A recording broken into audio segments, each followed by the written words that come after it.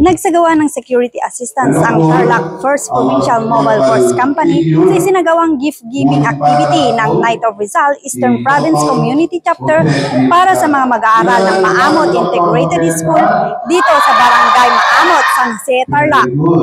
Sa pangangasiwa ni Police Major Anthony Christopher L. Baybayan, Officer in charge ng Tarlac First Provincial Mobile Force Company, ay naging matagumpay ang aktibidad para sa mga 150 mag-aaral ng Maamot Integrated School.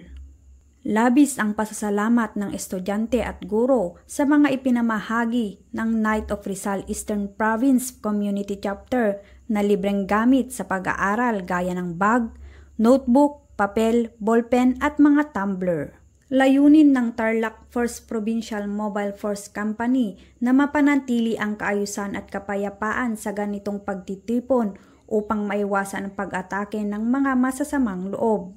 Nakahanda ang buong hanay ng Tarlac PNP para sa pagkamit ng katahimikan at patuloy naman na pinag-iingat ang publiko upang maiwasan ang mga maaring gawing modus ng mga masasamang loob. Mula dito sa Maamot Integrated School, San Jose, Tarlac, ako ang inyong PNN correspondent, Patrolwoman Digna Jane Tenorio Malubay, alagad ng batas, tagataguyod ng Balitang Pulis.